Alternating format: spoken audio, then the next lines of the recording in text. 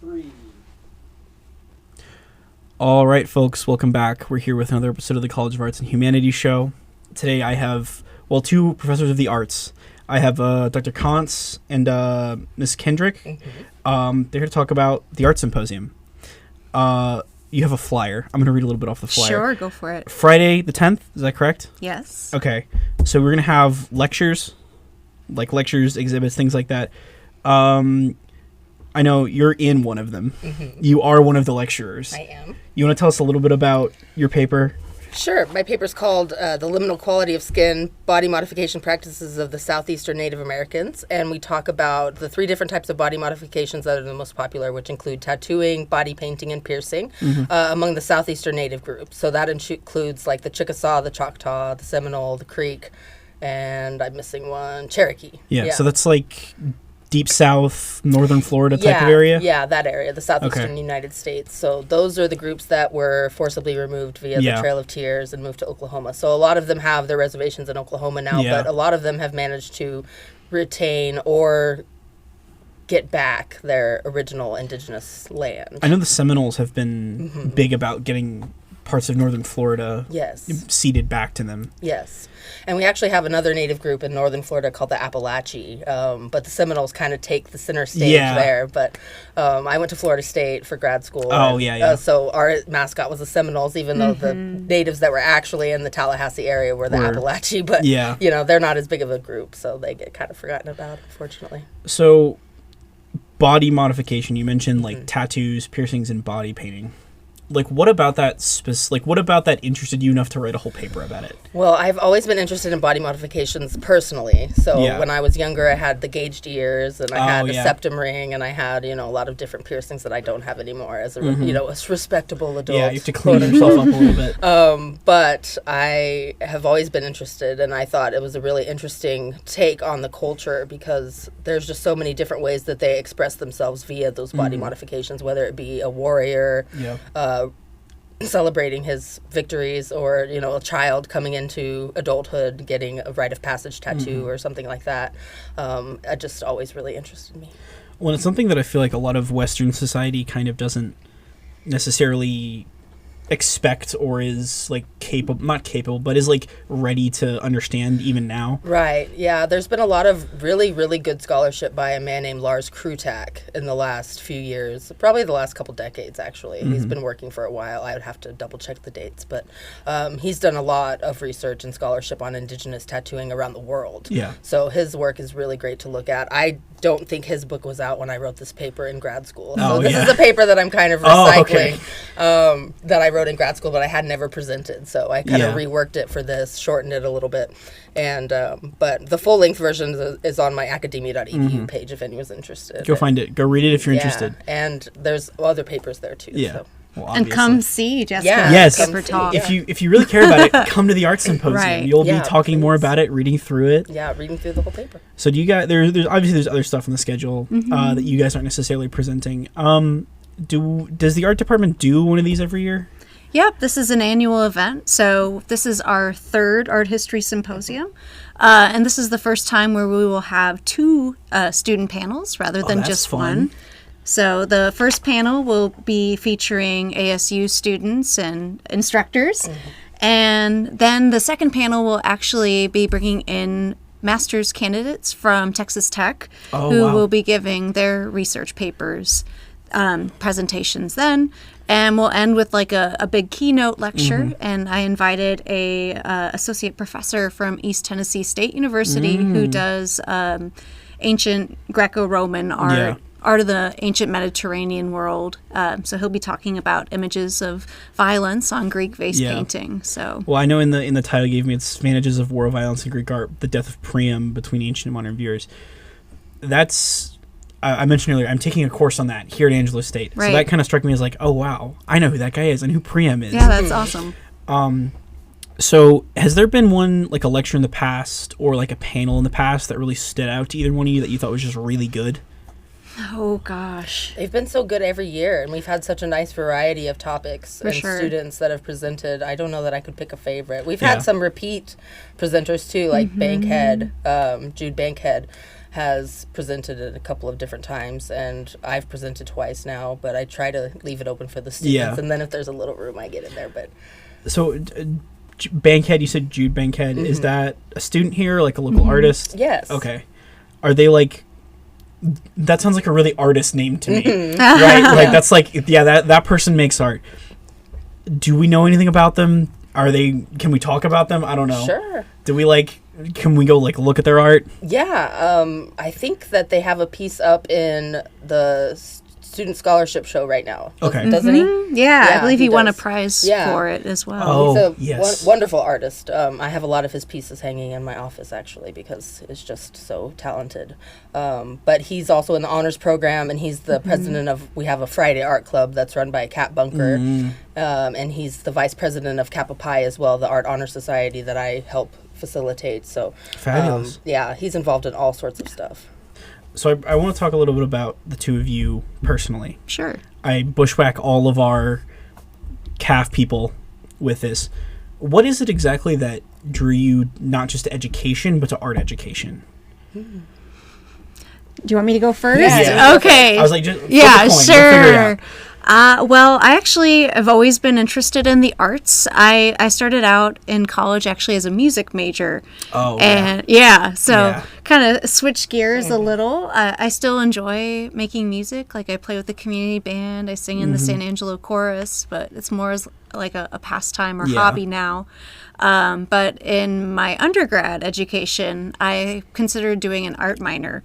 And to get that minor, I had to take an art history course. And upon taking it, I was pretty good at it, came easy, but also just loved it. I mean, I enjoyed history, but like learning about the history of the world through images and objects rather than text, I just found so invigorating and fascinating. And so I ended up adding that as a major.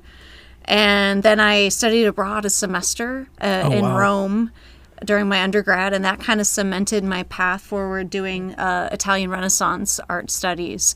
So, in Rome, is there like something you think anyone who goes there who's interested in that should go see? oh gosh, I know many I know that's a things. lot, right? That's a really big Yeah. question, but like a piece of art, like a painting or like a fresco in a building, something like that. Sure, I think just your favorite. It can be your favorite too. One of my favorites is the Villa Farnesina, which has a lot of frescoes by like Raphael and Peruzzi. It was made for this guy named Agostino Chigi. He was a wealthy banker, and he decorated the villa with these beautiful mythological images. And there's like images of the zodiac up on the ceiling. So just some really cool imagery within there.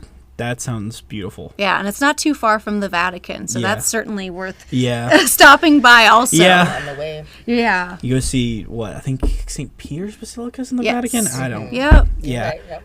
I don't know. My church history is not great. So what kind of took you on the course to the arts? Well, I never planned on being a teacher. I always wanted to do curatorial work within a museum or in a cultural institution. But when I graduated from Florida State with my master's degree, I actually got my undergrad degree at ASU. So the professor at the time, the art historian on staff, Dr. Busby, she contacted me and asked me if I would be interested in teaching my first year out of grad school, because I had been doing TA work. So I had a little bit of experience for like a semester. Yeah. And I told her sure, because I didn't have anything else on deck. I had no other plans really. So I decided to do it, and I kind of fell in love with it, and I've just been doing it ever since. So is San Angelo like home for you? Is it where you're from? I grew up in Roswell, New Mexico, but I moved to San Angelo the summer before my senior year in high school. So I actually graduated from Central. Yeah. And then I came to ASU. So at this point, I kind of consider Basically, myself from San Angelo. Yeah. That's interesting. I had a not dissimilar story. My family's from around here, so ASU made a lot of sense. Yeah. And it's kind of one of those, well, you stick here long enough, it's going to happen. Yeah. Honestly, I can like feel myself going down the exact same thing that happened to you, where it's just like, well, might end up a teacher. Who knows? Yeah, it's we'll really see. not that bad of a gig for the most part. It's pretty cool. I get to talk about stuff I like all day. For sure. Like that's already what I do. So Yeah. well, yeah. I talk More or less. I talk. Well, technically, I talk for a living. I That's what get we paid. do for a lot of the time. Yeah. So do you guys have like a particular sort of course you really like teaching or you really liked participating in, can be in college or here. That, like, I know that one came. I'm asking you guys like very broad questions. Sure. Yeah. I really enjoy teaching Intro to Art, which is where I met you. I had that class, yes. And I think it's really great because that class is meant for non-art majors. Yep. So you have a lot of different types of people coming in with varying levels of art experience. Some of them that don't like art at all, but they're just taking the class because it was what would fit in their schedule, whatever. But I think I would like to think that by the end of it, they have at least a little bit more appreciation for the course. Even if they still maybe don't like it that much. But maybe they've gained just a tiny little bit of appreciation. When I took that course, it like, I came into it as a history major. That's changed since, now I'm a comm major. That's a whole other story. But I came into that as a history major, and it sort of broadened the horizons of like what I think about in like the context of things that have happened, right? In the context of history. Like Dr. Koncz said, being able to like see what the people at the time were putting into visual media was like a very big thing that I kind of took away from that. Yeah. Particularly, I remember one assignment you had us recreate like a painting. Yeah. And mine was, I think it was a Spanish painter who painted a dude wearing a black jacket with like the big frilly collar. Yeah, yeah. And I recreated it with a Lincoln Electric welding jacket and a plastic bag. Awesome. Yeah. I don't remember what you gave me, but I'd like to think it was a good grade. I am sure that you got an A if you turned it in. You did all of it that you were supposed to do. I'm like 90% I'm sure I turned it in. Most people, if they just follow the instructions and include like just the little bit of info that I want, they make a good grade. Well, like, usually if you read the assignment and you do what it says in the assignment, you do well on them. Yes, yeah. There you go, guys. That's the key. Pro tip: read your assignments. Yes, read the assignment guidelines. So, Dr. Koncz, do you have a course you really like, or a course you really liked taking? That's a tough question. So, since coming here, I've taught like 9, maybe 10 different classes, and I am the only like full-time art historian here. So I basically cover the history of art from prehistory to contemporary times and the globe, right? That's a lot. Yes. That's a lot. Yeah. That's a lot. So if I had to pick one that might be my favorite, I really enjoy the medieval manuscripts class that I'm teaching right now. That's a cool one. That sounds very interesting. Yeah, so we actually work with medieval fragments of like psalters, books of hours, medieval books from the period, and I teach students skills in like how to read like the weird script. letters. Yeah, and we talk about processes of like making the book, and students make their own little book of psalms as well to like live the life of a monk. That was kind of back when books were more art than what we would consider literature necessarily, right? Yeah, I mean, I think that was a big component for sure. So like, you said you're an art historian. Yes. Is your background in that, like your undergrad in that as well? Yeah. So predominantly, like, even though I started out as an art minor, I realized I like making art, but I'm not very good at it. Ditto. Yeah. So learning about art and the context behind it, I was a little better situated with. So that is kind of the path I ended up taking, and went to grad school, got my master's, and then jumped on the train for the PhD. Yeah. So did you go here or somewhere else? Somewhere else. Okay. So I went to a school in Illinois called Bradley University for my undergrad. And then I went back to St. Louis, where I'm from originally, to Webster University for my master's. And then for my PhD, I was at Ohio State. Oh, wow. The Ohio State. Yes, the Ohio State. Yeah. Yes. Football. Yeah, but they never won while I was there. It took them for my exit for them to win another championship. I mean, It's all your fault. I know. Clearly it was all on you and not any of the people involved in the football right, program. yeah. 100%. So getting back to this symposium a little bit, can you guys tell me anything more about like the specific panel stuff, like this particularly that banquet one, putting a face on affliction, artistic representations during the AIDS crisis? Do we know anything about that, or will I have to show up and hear him talk about it? I mean, that will be the best possible scenario, right? So each of the presentations is going to last about 15 minutes. Okay. So we have, it's kind of sorted out as 3 panels. Each will last about an hour, including intermission. So when Bankhead will give his talk, he'll be talking about 2 artists that he's currently researching that are lesser studied in terms of like the AIDS epidemic. So a lot has been written on figures like Keith Haring or Felix Gonzalez Torres, but Bankhead's actually looking at 2 lesser studied artists, and this is part of a larger research project that I believe he's going to write his honors thesis on. Oh, wow. So, that's very cool. When we have Joshua Thompson, Forged in Foreign Clay, the Functional Pottery of African Americans During and After Chattel Slavery, and then obviously Miss Kindrick's paper is going to be an intermission. Then we have Rachel Macias, Technical and Cultural Analysis of the D. Kemper Collection's Gold at Texas Tech. We'll get to that in a minute. I want to know more about that. Oh, gosh. Andrew Sterling, Book from the Sky, A Lesson in China's Soft Power. Love China. Jackson Waterman, New Generation Art, Authorship, and Artificial Intelligence. So, D. Kemper Collection. I know nothing. What is that? I believe it's the collection that they have at Tech's Museum of South American gold pieces that were made by the indigenous people. Oh, that's very cool. So we have 2 different talks on something kind of in that general area, although hers is South American and mine is more North American. But I'm really excited about that. Yeah, that one sounds really cool. Well, because I know a little bit that, like, South America did gold and silver smithing, and North Americans, to a degree, did a little bit of, like, copper smithing, but... I'd honestly like to know more about it. Yeah, I'm excited to see her talk for sure. I mean, I'm excited for all of them, but hers just because it's a little bit more within my specialization area within art history. So, So are you like a specialist in indigenous arts? As far as like a master's level goes, I haven't got my PhD, but I got my master's in museum and cultural heritage studies and art history from Florida State. It was a dual degree, and my specialization was the visual cultures of the Americas. Okay. So that extends down into Mesoamerica as well. So like Aztec, Maya, Zapotec, stuff like that. Inca type stuff. Yeah. Inca's a little more South American, but I know a little bit about them. I wouldn't say I'm as much of an expert, but no, you're fine. It should be one. I don't know. I think my like geography hot take. This is completely the Americas. Yeah, it should be one continent. Whole other conversation. Yeah. So is there like if for someone who's completely new to indigenous art, like where is there like a good piece they should go look at, or like a book they could read to like start on it? Oh, wow. There are a lot of books out there. I'd imagine. I would look for books that are written by indigenous scholars. Yes. Personally.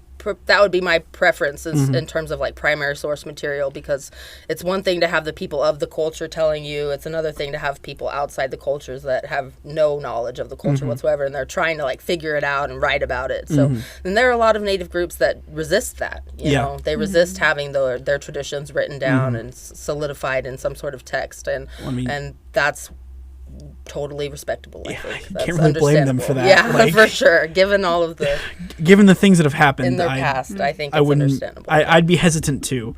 Yeah. So, do you guys have anything you want to talk about? Shout out? I don't know. Do you have like a thing on your mind before I let you two go? Did you want to talk about Kappa Pi? Oh, yeah. We can talk about Kappa Pi a little bit. That is, once again, the International Art Honor Society that we have a chapter for here at ASU. We've had a chapter for years. I don't know. I think ours was started in 1992 or 1993.